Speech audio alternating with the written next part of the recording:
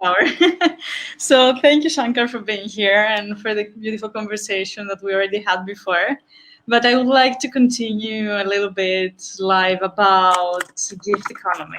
Apparently, you have some hands-on experience on that not so many people do. And I would love to hear more of what is gift economy for you, how does it work, and why is it even interesting to practice? Well, let me start with Yasu in Greek. Salam alaikum to my friends in Pakistan, and namaste to my friends in India, and hello to my friends in America. And right now I'm in Mexico, so I must say buenos dias. So, So in how many what languages do you know how to say hi, hello? I can say hello in about 75 languages, but not much more Wow. than. But I'm learning Espanol. I've been in Mexico now for 4 weeks, Mm-hmm. and 4 weeks I'm trying to learn as much as I can about Mexican culture, Spanish language, Mexican slang.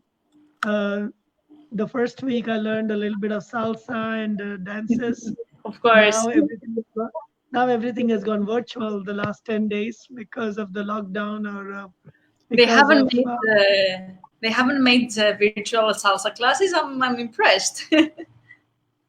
well, now in the last 10 days, there are most everything has gone virtual. Mhm. We are allowed to travel. We are allowed to go everywhere, but self isolation is highly recommended. Yeah, So, as like in other everywhere. people. So, speaking of the gift economy, um, Yeah, uh, I would rather describe my experiences, please like do. when it, yeah, like what all I've been doing in the gift economy. Um, I was born in Sorry, India. before you start your experience, if you want to give a small intro about yourself, so everybody knows like who we're talking with, that would be beautiful also. And then we start with the amazing experience that you have had in gift economy. Yeah, my name is Shankar Hemmady, and I was born in India. And first 22 years of my life, I was in the suburbs of Bombay, studied as an engineer in electronics. And like was the custom in those days, I was transported right after my graduation to the United States. So spent the next 30 years of my life in the United States, mainly in the San Francisco Bay Area, also known as Silicon Valley. And most of my work in Silicon Valley in the area of business was strictly in a capitalistic economy, which is how to start companies, how to do work in the electronics industry and in the biotech industry. But I had experiences of what it is like to live through gifts in India, because before I had come to the US, India was a socialist economy or a mixed economy. And my entire education from the time I was 10 years old till the time I was 22 years old was given mostly through scholarships as a gift. There were very few expectations through my community as well as through the government of India. Most of my education was given quite freely. The only obligation was that you would do good to others in future, but there was no written contract of any kind. And trying to be a good person, soon after I graduated, I gave back the amount of money with interest which I had received from the government. And at that time, I thought that my obligation was done. In other words, I was given probably to the tune of $5,000 for my education from the time I was 10 years old till the time I graduated from college. So I thought by giving back an equivalent amount, I was done. But the truth was much later. So for the next more than 20 years, I was in business in the electronics industry, running startup companies. And somewhere along the way, there was this understanding that it wasn't fulfilling. Um, yes, there was a lot of money. Yes, there was a lot of good things that happened. I got married, had children. Everything looked good on paper. But there was that lingering dissatisfaction with life. And that's what brought me to spiritual practices like mindfulness through an organization called Vipassana, uh, started by S.N. Goenka, one of the forms of mindfulness. And that was given as a purely as a gift with zero expectations in the United States, in California, which is quite expensive. And then began my journey to really understand why is it that I'm happier when somebody gives me things with no obligations as a gift rather than as a transaction. And this was in 2002. I Mm-hmm. still continue in the business industry, in the electronics industry, but less and less so, and started contributing to projects such as Project Happiness Mm-hmm. and the Stanford Center for Compassion, where I gave all my work at no charge. And I received also at no charge. There were no expectations of any kind. Um, Project Happiness was founded on the idea that it is possible for anybody to be happy so long as they understood the meaning of happiness and what is long lasting happiness, which is Mm-hmm. different from pleasure. So I used to give all my work expertise in digital media and how to create online communities. And we went from 3,000 people all the way to 2.5 million people on Project Happiness throughout the world Wow. using Facebook. And that I did, my volunteering was done about 10 to 20 hours a week with absolutely no expectations. But what it gave me was a lot of satisfaction. And I met literally thousands of people through the process, including people like Eckhart Tolle and the Mm-hmm. Dalai Lama himself. Um, I met with Dr. Jim Doty, who was the head of neurosurgery at that time at Stanford University, and got involved in the Center for Compassion.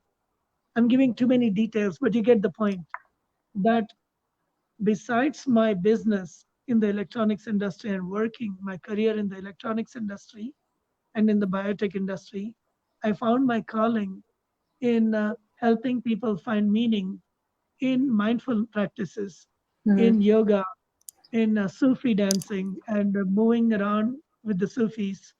Mm-hmm. So I started practicing many mindful practices and I started sharing my experiences at no charge.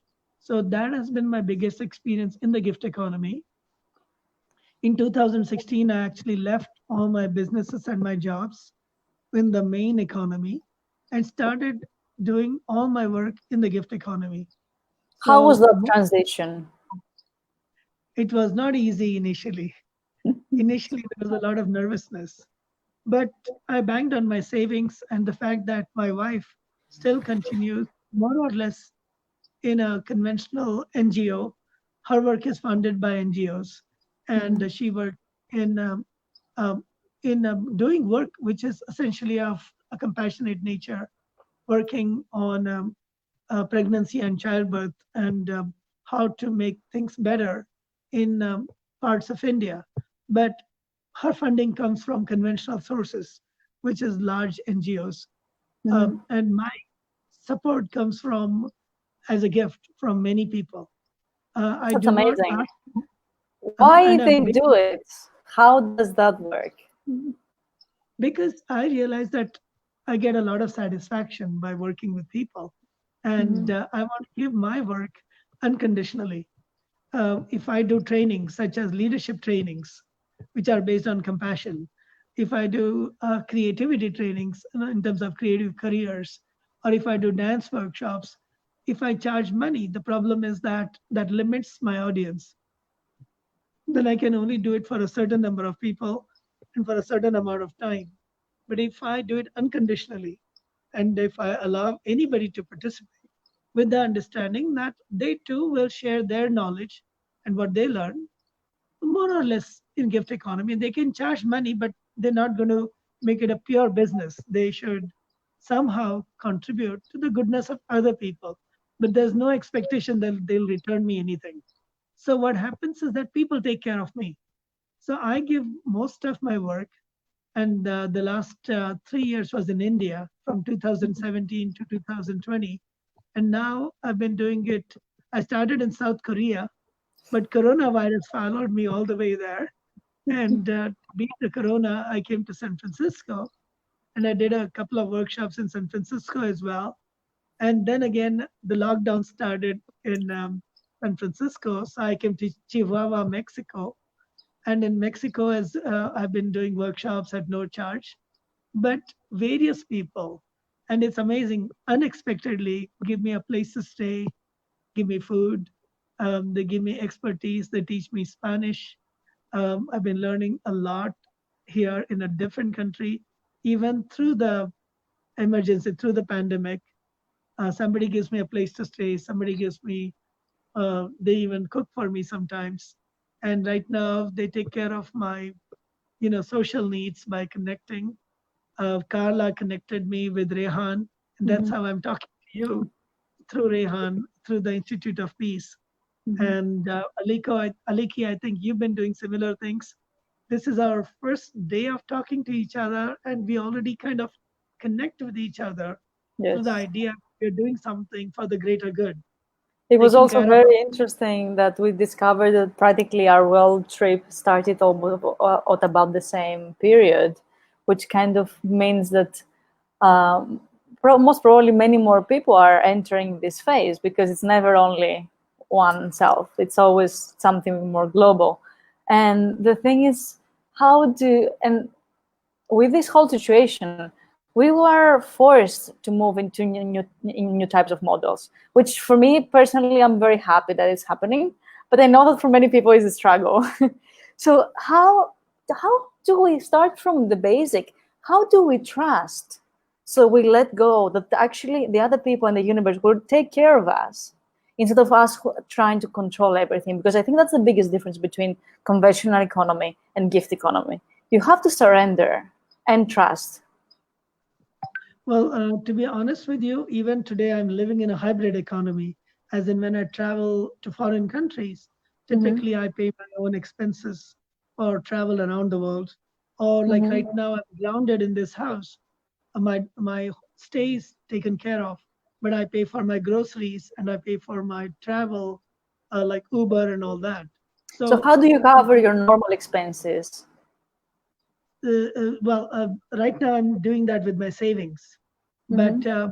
my travel within Mexico or doing workshops is all Mm-hmm. done on a gift basis. So when I was Mm-hmm. in Chihuahua, more than I would say five people who are into yoga and their families, which is like 15 people, took care of me. They drove me all the way to the border of Texas and through the Chihuahuan desert land, took me to their homes, introduced me to their families, gave me free classes in like basic salsa, taught me Mexican slang. Everything was done absolutely with no expectations. And I gave Mm-hmm. my workshops or my classes in dance movement and as well as in understanding the basics of meditation with no expectations. And I'm doing a similar thing here in Mexico City in Cuernavaca. And all this is really the gift. Now, how did I get started? I'd heard about the gift economy, as I said, formally when I did my Vipassana, and Mm-hmm. later through other organizations such as Conscious Capitalism and Transition Towns, as well as Sacred Economics by Charles Eisenstein. So that's how I got introduced to the concept. This is, I'm talking about around 2003 to 2010.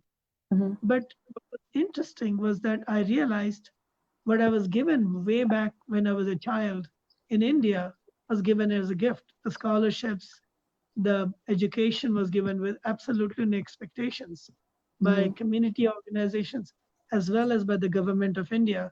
So anytime we are a recipient of an unconditional scholarship,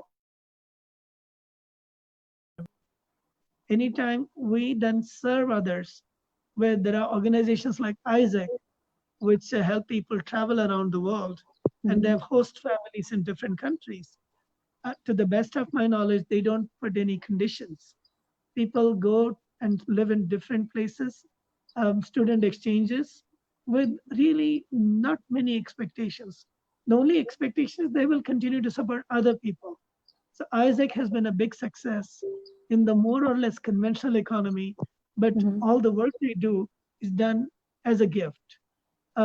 Most religious organizations like churches and temples give their gifts without charging a particular fee, and people donate because they want to donate. Again, there are certain expectations, such as being a part of that community or being a part of that religion, for instance. But we have had very successful models of gift economy within those constraints, within, for example, the religious context for thousands of years, convent education, the work that Mother Teresa has done for years in India, many temples, many gurudwaras in India give away food with absolutely no expectations. They're called dharamsalas, or places where you actually get all your food and all that at no charge. But they were given in a certain context, in the context of a temple. They were given in a context of a particular structure. What I'm talking about now is people like me traveling around the world, or traveling around India, for example, with an understanding that I would give my work with no expectations, or with very low expectations, with no paper contracts, and people would take care of me with no particular expectations except that I continue to do my work. So it's much easier. Um, Sometimes it can get tricky. For example, I may be dissatisfied with the location or the way I'm living, or maybe the toilets, things like that. But I'm fairly resilient, and sometimes people have the expectation that I'll do a certain kind of a course, and they get surprised. They think I'm teaching them conventional economics, and I'm talking about sacred economics, for instance, or I'm talking about the gift economy, as well as how to run a startup in a conscious, like in conscious capitalism. So these words may be confusing to people, or they think I'm teaching conventional dance, but what I'm actually teaching is therapy through dance, or how to thrive, how to understand the self, how to build self-awareness through dance and music, the creative arts. So getting together, the boundary between a conventional economy and the gift economy is blurring for me. And people who come in touch with me, initially they get confused, but when they see that I have no particular expectations from them, for example, as I'm talking to you, I'm not expecting anything in return from you, you're not expecting anything in return from me, and we are sharing this conversation with whoever wants to watch. So a lot of that happen on the internet, for example, is essentially a gift economy. Yeah, A it's true. lot of the workshops people are offering for free, the Khan Academy, many of the courses in Coursera are given as a gift. Now, yes, the Khan Academy gets funded through conventional NGO structure, or Coursera gets funded as a startup company. So yes, there are, so to that extent, they're all hybrids. They have a foot in money that comes from conventional economy that we fully understand, and their services are rendered more or less as a gift, sometimes with advertising backing, like in the case of Facebook or in the case of Google. Google searches are funded by ad money and other kind of sponsorship money. And so also the Facebook usage, or you and I are now conversing on StreamYard, which must be a startup company, but we're not paying StreamYard. So somebody's paying them. Yeah, So these exactly. are the forms of hybrid economies, in my opinion. I've been talking too much. I want to hear from you, Aliki. No, thank you so much for sharing this information and your experiences, because I feel that gift economy, it's something that we can actually integrate in the way we do business, and we can create hybrids that actually are based in gift economy. So I'm really exploring this idea, and in our project that we are structuring, we're seeing about different types of gifts also. So instead of just looking at financial capital, that is the normal capital, which is always a very important part of it. It's like one of the four capitals we're seeing another three capitals, that is social capital. So for example, the connection that Rehan did for us today, it was valuable, and this is normally not considered capital, but having this network of people that you can connect with can create amazing value for them. So practically it is a type of capital. So social capital, then intellectual capital. So people who have a vast knowledge, they have studied, they're professors, they can give courses. This is also capital. This is value that you are creating to the community. And unfortunately, all of the other capitals, except from the financial, we have to still to translate them to financial in order to be able to exchange them. But we're trying to see if there's a different way of exchanging them without having to be monetized. And the fourth one is spiritual capital. So everybody who's a healer, a shaman, that they know how to work with energy, and they create also tremendous values in our lives. And many times these type of people also work for free behind the scenes to shift what is happening in the world, and nobody kind of knows. They are unknown. They don't advertise, they don't tell it. Like the meditation that happened like 4 days ago that created an enormous shift in the vibration of the world. And nobody really knows who organized it, kind of, because it doesn't matter. The only thing that matters to them. And all of these, the problem is that if they are not being able to get exchanged, these people still have to go back and try to make money. So limiting your activities for making money will actually not allow you to do to the full extent what you are best in doing. So that's why we want to see how these gifts can be actually traded in a way that allow you to do what you love doing and be able to sustain yourself, because after all, that's the whole point, like to be able also to function in this world and have food and house and what everybody needs. Yeah, I mean, the honest truth is this. Our financial economy or conventional economy is what we practice on the job in our business. But most of us, when we go back home with our children, for example, when a woman gives birth to a child, she's not in the financial economy anymore. She's not taking care of the child with an immediate expectation of return on investment. So every mother is already in the gift economy. Every father who takes care of his child, every mother, every community that takes care of the baby, it takes a whole community, it takes a whole village, as they say, to take care of a child. That is totally the gift economy. Yes, parents have expectations, and that expectations cause rebellion when we become teenagers. So anybody who has had big expectations from their child knows that the expectations are actually a problem, are problematic. If they That's give true. the gift, like when I was given the gift of education, when I was given the gift of good habits, and what in India we call sanskar, or good habits, or a certain way of life, that is given as a complete gift. Now, when we get married and we live with our spouse or with any kind of intimate relationship, and generally the amount of money exchanged becomes less important, and what becomes important is the relationship. And it doesn't have to be only a relationship between lovers. It could be relationship between a mother and a child, or it could be relationship between friends. So Rehan and I have known each other for some time, and he's the one who got the Institute of Peace to interview me with Carla, and then he introduced me to you. So what you describe as social capital. In social capital, there was no exchange of money. Rehan is not even in the meetings. He was not in the meeting with Carla or with you. But what's happening here, the exchange we are going through and the sharing that we are doing with the rest of the world has tremendous implications.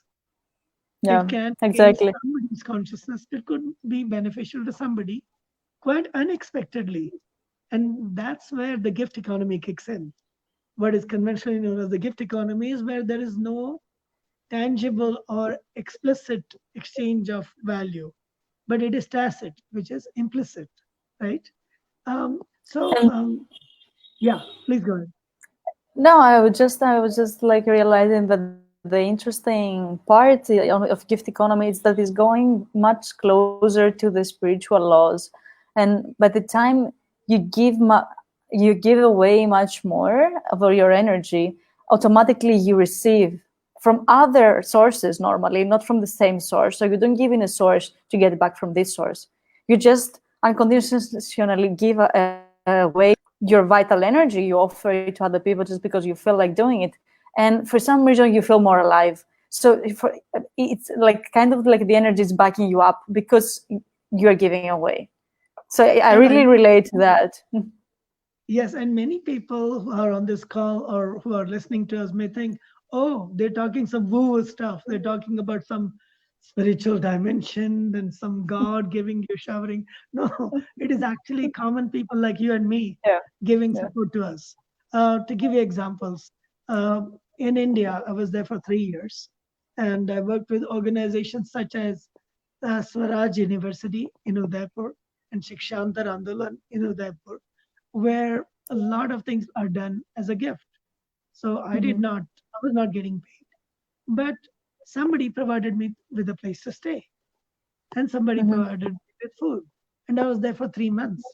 And in those 3 months, I learned more about the culture of Rajasthan and I get to travel extensively. I learned their dances, I learned their music, I learned their language. And what did I do? I was sharing with other people, not necessarily the same people, how to use dance as a way to therapy, how to start a business and make it successful. I'm talking about conventional businesses now or hybrid businesses. How to go bridge the gap between the conventional economy and the gift, the social economy, social ventures. Likewise, later I was at a more or less conventional university called MICA in Ahmedabad, at MICA or Mudra Institute of Communications. I was a visiting faculty.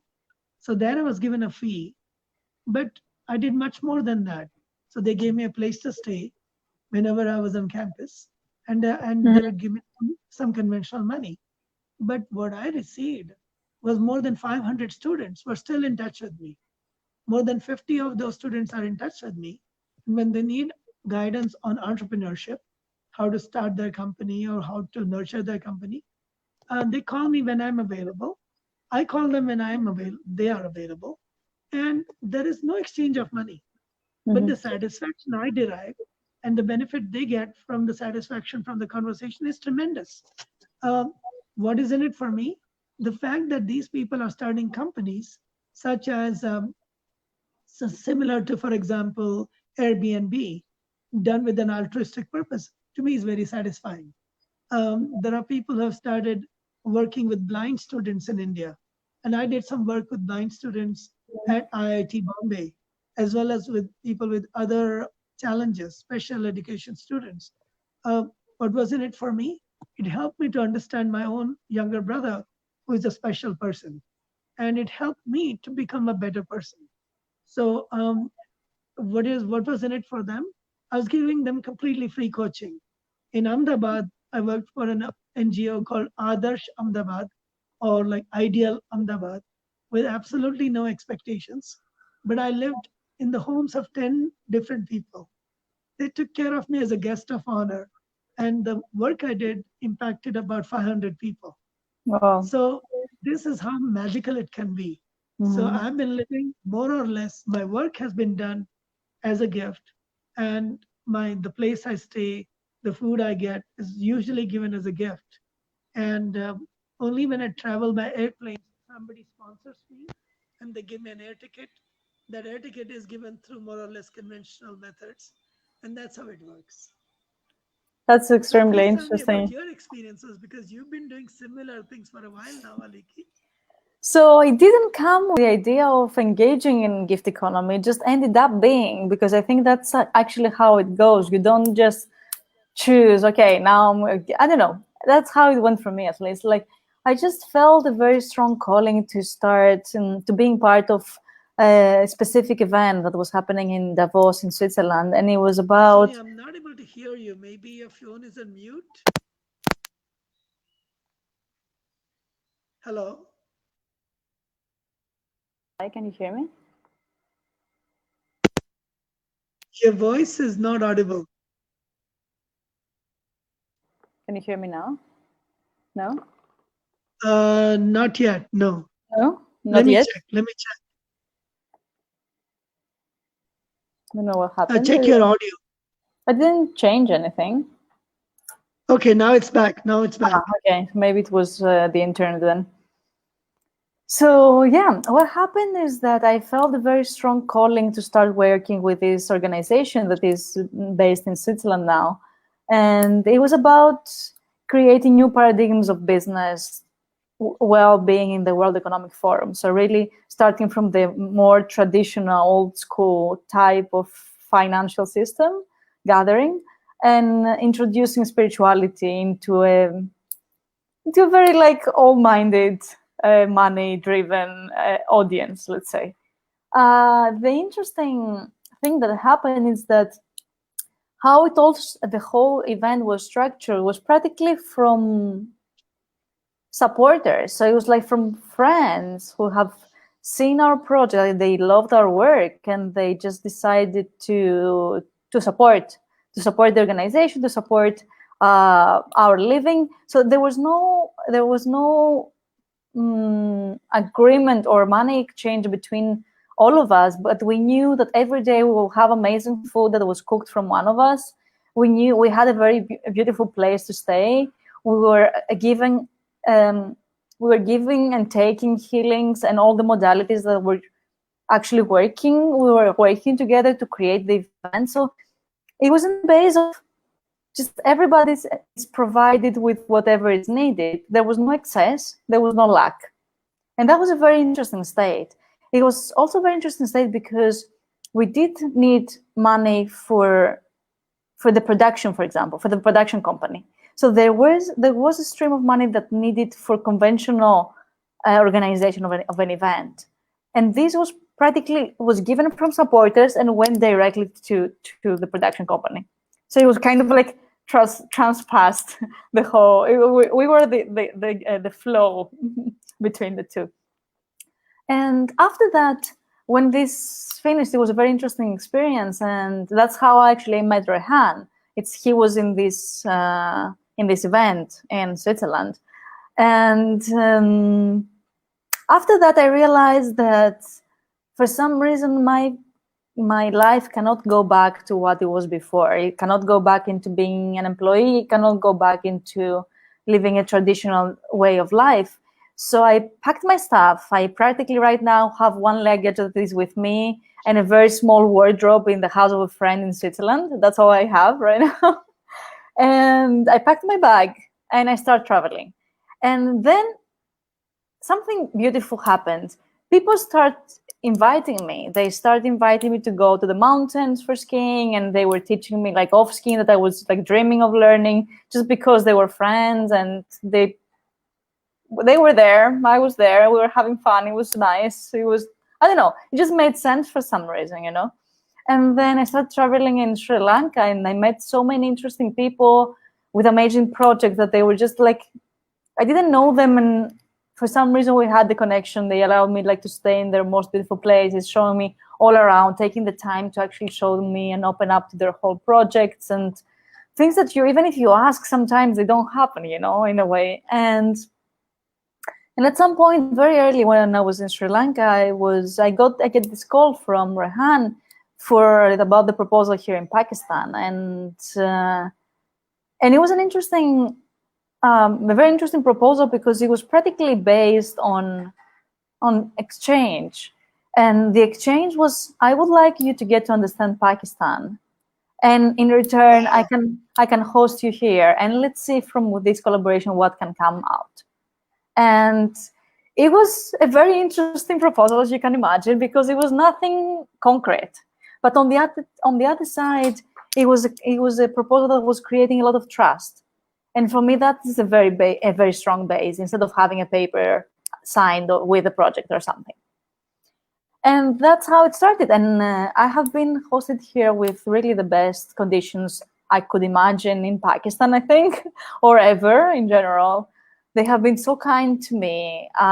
They have allowed me to have my own space and even interfere in their space and create new types of spaces in their own house. So it was like I was able to give back also how I see transforming a room as an architect, and kind of unblocking the energy in their own house so they can start feeling better during a lockdown, because everybody's inside here in the end right now. And that allowed me to understand that there are many different ways of exchanging with people. There are many different interests from different people, and the amount of satisfaction that you get when you actually give the best that you can without having to do it, because if not, they will not pay you for it. It's just completely different. Yeah, in fact, you bring up a very interesting point. Conventional economy is based on what we call the economics of scarcity. It's based on the two main emotions when we exchange in the conventional economy are called fear and greed. Yeah. So there's the fear of not having enough, which creates demand, and the greed of trying to make the most out of what we have, that is called supply. So when a supplier supplies, they want to get maximum profit. They want to get maximum return on investment. Yeah. Whereas the person, the consumer or the user, they want to get it at the lowest possible price. And that's how Yeah. a market is created. It's based Exactly. on fear and greed. And if you read even Adam Smith, the father of conventional economics, they talk about these things. But if you go back to the spiritual roots of fear and greed, generally they create more fear and more greed. So they Yeah. create more consumers and more, more vendors. And each consumer also becomes a vendor. In other words, they are somewhere giving their services so that they can get the money or the currency needed to be able to buy the products that they need to buy. So Yeah. there's a consumer vendor relationship, which is usually enforced using contracts, because fear and greed are both negative emotions conventionally, but they also are protective. So the contracts or the legal framework protects these kinds of relationships. And then you have everything from the stock market going up and down to buying and selling, salaries, increments, profits, changing high and low. And that's how the conventional economy is created. In the social economy or the gift economy, things are quite different. It includes all emotions. Yes, the fear and greed emotion is still there. You are worried about whether the kind of home I get is good enough or not. Right now, I'm in a 5,000 square foot, Spanish villa, and and it's all, and I'm all alone. So I don't Please know show what us I this deserve place. to Show us get a little bit this. behind you. Like, show us this garden at least, because that's like such a beautiful place. And that's the thing And about I'm in gift a place economy. called Cuernavaca. So again, it's just amazing. This is inside the house, by the Yeah. way. So So I won't go that's the around the house point too about much. gift But economy. it's Sometimes, amazing the kind of things that happen. yeah, But exactly. again, people give as a gift, even in the conventional economy. The mother takes care of the child unconditionally. Uh, this place was given to me by a friend of a friend, because they know the kind of work I'm doing. And they were like, make sure Shankar is comfortable during the pandemic. And I'm here for an indefinite period of time until the United States and India release their lockdown so I can come back. Or I may go somewhere else. Most likely, I'm likely to go back to India, but I'm not going to just stay there, Yeah. because once I've been bitten by the bug of working in the gift economy, it's very, very interesting, because many times the gift is given with pure altruism. May this person benefit from my work, and may they take it to wherever they want to take it. And there is really no expectation of what will I get. But when I put out the energy of altruism or compassion, in return, somebody feels, oh, Shankar is doing such good work. So I'll make sure that he gets provided for. And as I've said before, hundreds, if not thousands of people have taken care of me. Hundreds or thousands of people's work gave me my scholarships in school and college. And in the last 3 years, from 2017 onwards, wherever I went to, whether it was IIT Bombay, my alma mater, or it was Swaraj University, or it was the Learning Society, somebody took care of my expenses, took care of my travel, and I took care of doing my work. Or sometimes I would take care of somebody else's expenses. So yes, that's the interface between the conventional economy and the gift economy. That's very, very The interesting. dollars or the rupees are still existing in the conventional economy, but giving a place to stay unconditionally with no, no contracts and no monetizing is totally a gift, and it is impossible to put a money value to it. And there's a lot of gratitude when that happens. Yeah, absolutely. The thing is, like, how many people would love to do that, but for some reason, they still seems very unattainable, so like very far away for many people. And because we tend to confuse donation or asking for money, so like begging, with gift economy. And it has some fundamental differences that I would love you to talk about them. Yeah, I mean, my recommendation to people is start where you are. In our own immediate family, are we transacting money all the time? Usually not with minor children, usually not with our boyfriends or girlfriends or with our husbands or wives. So there's already that gift economy, and it's based on trust. If there is no trust, then the relationships will not even work. When the teenager stops trusting the parents, then they get more or less into a conventional economy until the trust comes back. Yeah. You see what I'm saying? So trust is key to making anything work in the non-conventional economy, because it is almost, there have been attempts. There have been attempts to, for example, create private currencies and what they call, other forms of money. There have been attempts in transition towns, in many other organizations where they have their own dollars or they have their own currency. But sooner or later, the government will say, hey, you are actually exchanging goods and services, so we want to tax you. Or even now, there's this other, what they call cryptocurrency and all, that are getting very murky. So people may buy crypto coins using dollars or using cash, but once they're in the crypto economy, as it can actually go into even non-conventional economies such as gift economies too. So yes, there are more barter systems that are coming up, and barter is a form of social capital based on trust with the bartering system. But there are other places where people just give it as a gift. Mother Teresa had really no expectations except giving her work. And so would be the case with the Dalai Lama.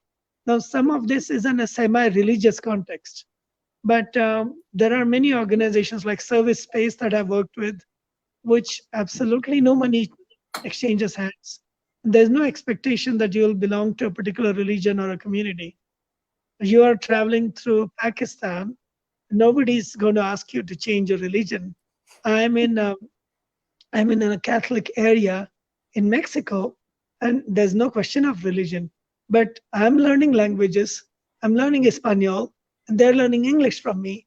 And it is done as a free exchange. Yeah. There's so many free exchange communities, like the Hippo community I found out, where people learn languages from each other.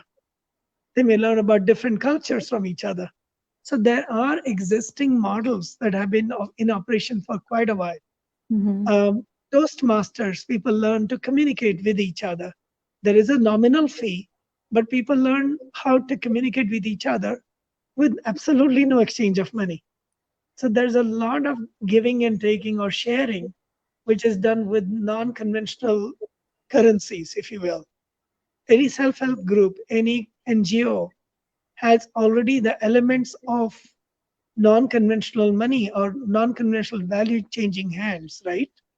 Yeah. For example, the Melinda and Bill Gates Foundation does work in other countries. They're not expecting to get paid in dollars and cents, but there is certain satisfaction they derive, and maybe there are other things that happen to them as an organization, which drives them to continue to give. Yeah, Am I making sense? Yeah, totally. You're totally making sense. But there's one question that comes into my mind. There's many people around the world, but I see it also quite a lot here in Pakistan, that they feel that they don't have anything to give. They're just always in this state of that they need support, but they don't know what they have to offer. And yesterday we were working on that in the first day of the course. It's like, what is your strength? There's no person on this earth that they don't have one gift. Most of us have thousands, we just haven't discovered them, but they will always have at least one. It can be cooking well or something. It can be cleaning, it can be thinking. It's like everybody has a gift.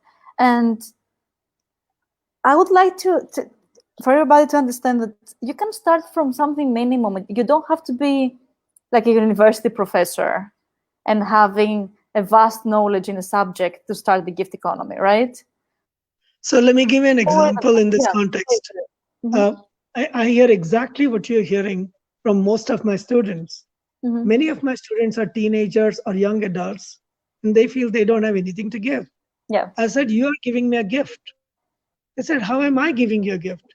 I said, if you students didn't participate in my class, or if you didn't give me the opportunity to facilitate this workshop, then I will not get the satisfaction of having organized a class or facilitating a workshop.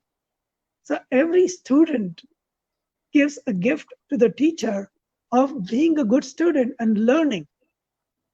And the teacher gives the gift of sharing their experiences, sharing their wisdom, and both are learning. If you talk to any teacher anywhere in the world, they'll say they benefit every single time they teach, every single time they facilitate, because the student is learning new things that they have not learned.